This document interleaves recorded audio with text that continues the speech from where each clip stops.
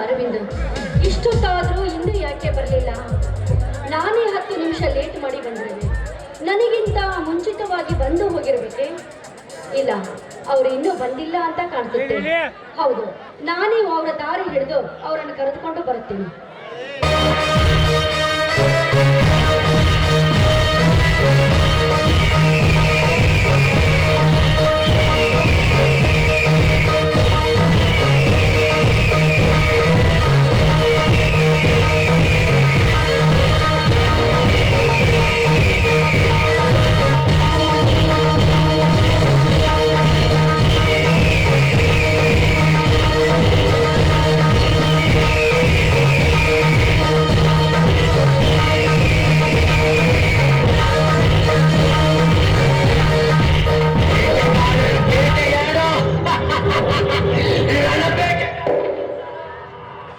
ಏನು ಅಂಬಿಕಾ, ನೆಕ್ಕ ಬಲಿತ ಹಕ್ಕಿಯಂತೆ ಹಾರಾಡು.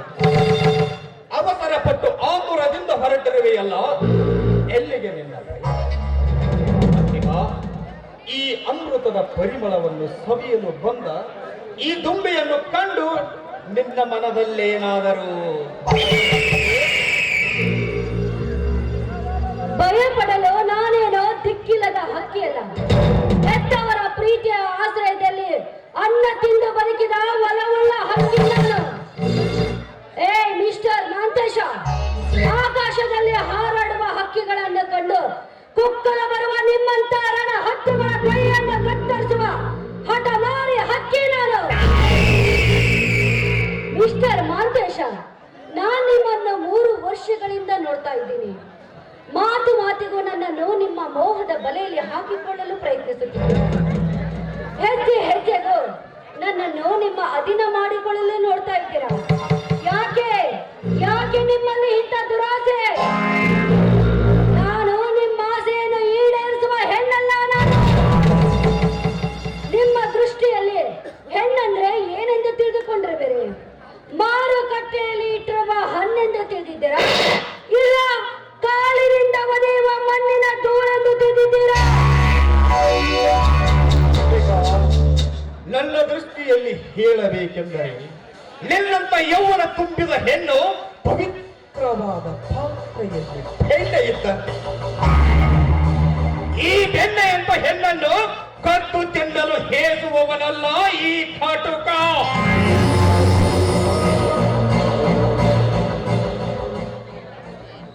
ಕಟುಕರ ಮಾತಿಗೆ ಹೆದರುವ ಹೆಣ್ಣಲ್ಲ ನಾನು. ಕದ್ದು ತಿನ್ನುವ ಜಾತಿಯ ಬೆಕ್ಕು ನೀನಾದರೆ ಬೆಣ್ಣೆ ಮುಚ್ಚಿದ ಪಾತ್ರೆ ಫಲಭದ್ರವಾಗಿದೆ. ಬಾಯಿಗೆ ಬಾರದ ಬೆನ್ನಿಗೆ ಕೈ ಚಾಚಿದ್ರೆ ನಿನ್ನ ಕೈಗೆ ಸಿಗುವುದು ಬೆಣ್ಣೆ ಅಲ್ಲ, ನಿನ್ನ ಮೈ ತುಂಬ ಬೆತ್ತದ ಬರೆಗಳು.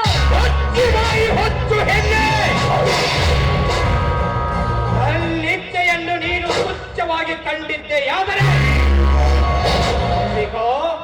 ನಿನ್ನ ಯೌವನದ ಅಂಗಳದಲ್ಲಿರುವ ಅಂದ ಚಂದವನ್ನು ನಾನು ಮಂದವಾಗಿ ಕೆಡಿಸಬೇಕಾಗುತ್ತದೆ.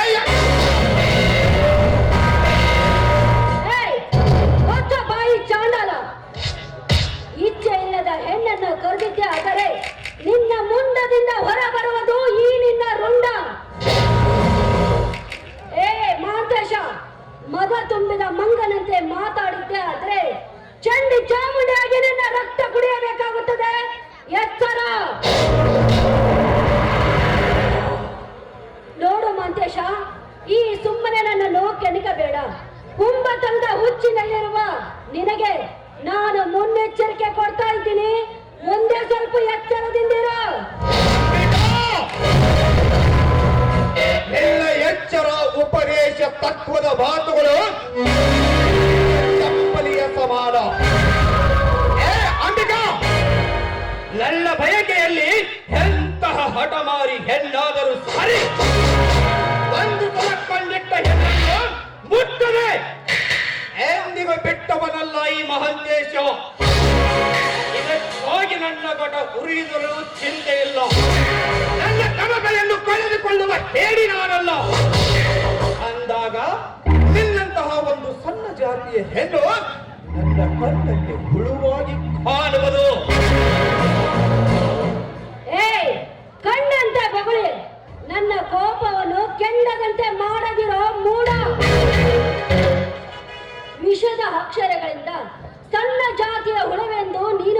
ಬೇಡ. ಒಮ್ಮೆ ಭಾರತದ ಇತಿಹಾಸದ ಪುಟದಲ್ಲಿ ಈ ಹೆಣ್ಣಿನ ದುರಂತದ ಕಥೆಯನ್ನು ಕೇಳಿ ನೋಡೋ. ಅಮೃತ ಯುಗದಲ್ಲಿ ಬ್ರಹ್ಮ ವಿಷ್ಣುನನ್ನು ಪತಿಯಾಗಲು ಬಯಸಿದ ವಿಶ್ವಾಮಿತ್ರ ಆ ಮೇನಿಕೆಯನ್ನು ಮುಟ್ಟಿದ ಅಂದ ಮೇಲೆ ಅವನ ಸ್ಥಿತಿ ಏನಾಯ್ತೆಂದು ನಿನಗೆ ನೆನಪಿಲ್ಲವೇ? ತ್ರೇತಾಯುಗದಲ್ಲಿ ಶ್ರೇಷ್ಠ ಶಿವ ಭಕ್ತನೆನಿಸಿಕೊಂಡ ಆ ರಾವಣನ ಸ್ಥಿತಿ ಏನಾಯ್ತೆಂದು ನಿನಗೆ ನೆನಪಿಲ್ಲವೇ? ದ್ವಾಪರ ಯುಗದಲ್ಲಿ ಬಾವು ಬಲಿಷ್ಠನೆನಿಸಿಕೊಂಡ ಆ ದ್ರೌಪದಿಯ ಸ್ಥಿತಿ ಏನಾಯ್ತೆಂದು ನಿನಗೆ ಗೊತ್ತಿಲ್ಲವೇ? ಅದರಂತೆ ನೀನನ್ನು ಮುಟ್ಟಲು ಬಂದಿದ್ದೆ, ಆದರೆ ನಾನಿನ್ನ ಕತ್ತರಿಸಿ ಹಾಕಬೇಕಾಗುತ್ತದೆ. ಎಚ್ಚರ!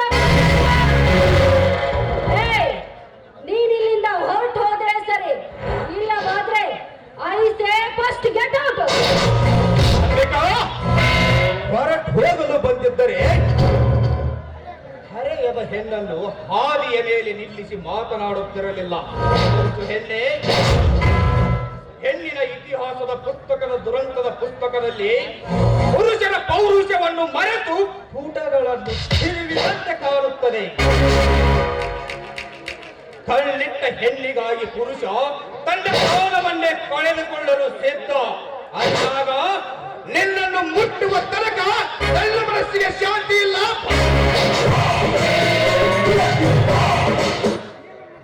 ನೀನು ಮುಂದೆ ಒಂದು ಹೆಜ್ಜೆ ಇಟ್ಟಿದ್ದೆ, ಆದರೆ ನನ್ನ ನಾಣೆಯಾಗಿದೆ.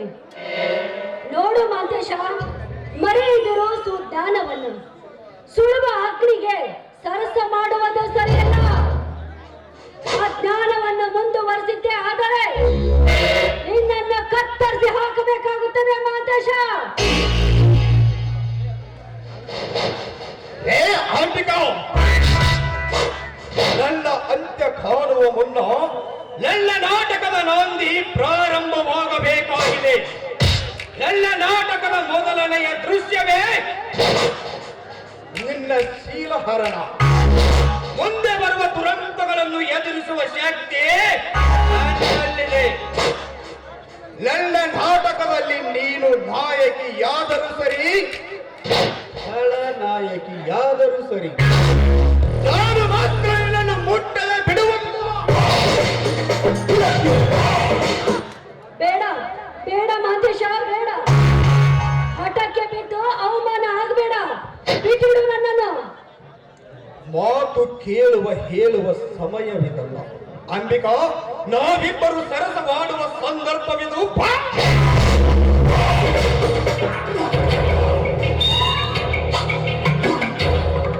ಅಂತೂ ಮಾತಿಗೆ ಮರ್ಯಾದೆ ನೀಡುವ ಮನುಷ್ಯ ನೀನಲ್ಲ. ಕತ್ತಿಗೆ ಲತ್ತೆ ತಿಂದಾಗಲೇ ಒಳ್ಳೆ ಪಾಠ ಕಲಿಯುವುದು. ಹೋಪ್ಲೆಸ್.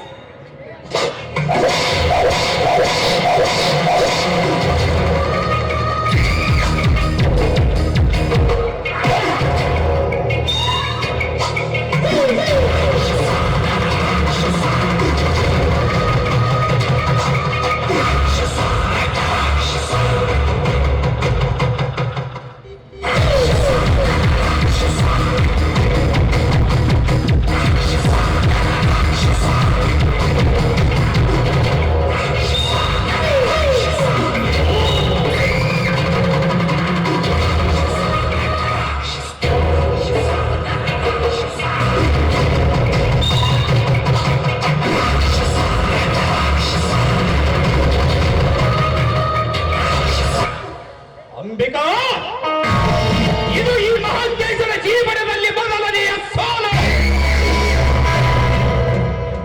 ಇದು ಈ ಮಹಾಂತೇಶನಿಗೆ ಗೆಲುವಿನ ಹೆದ್ದಾರಿ.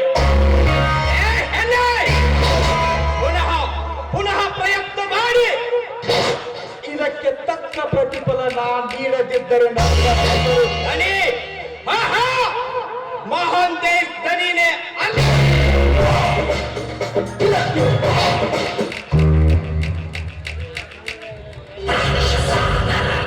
ಅಂಬಿಕಾ, ಅಂಬಿಕಾ ನಿಜವಾಗಲು ಹನುಮತನ ಸತಿಯಾದರೆ ಅತ್ತೆ ಸಾಲಿನ ಚೊಕ್ಕ ಬಂಗಾರದಿಂದ ತಿತ್ತಿ ತೀಡಿ ಮಾಡಿದ ಬಂಗಾರದ ಬೊಂಬೆ.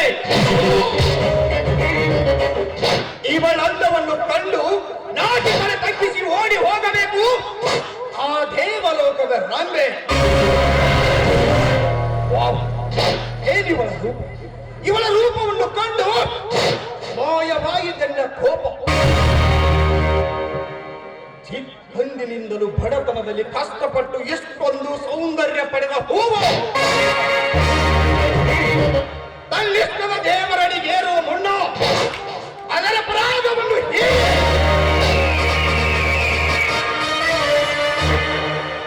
ತೊರೆದು ಹಂಬಲಿಸುತ್ತಿರುವ ಯಂತ್ರಕ್ಕೆ ಶಾಂತಿ ನೀಡಲೇಬೇಕು.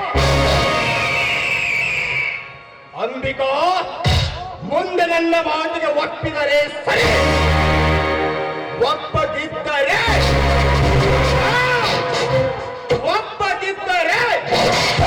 ಒತ್ತು ಗುರಿಯಿಲ್ಲದೆ ಬೈದು ಎನ್ನ ಮನೆ ತೃಪ್ತಿ ಪಡಿಸದಿದ್ದರೆ ಇವನು ಮಹಾಂತೇಶರೇ ಅಲ್ಲ.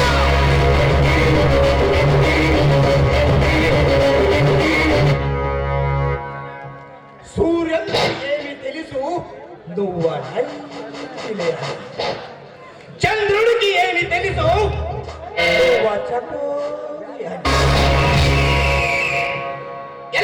ಅಮ್ಮಾಯಿ ನೀಕೇನು ತಿಳಿಸು ನೇನು ನಿಶಂದೆಂದಿದ ಬಿಡಿಪಾವು ಅಣೆ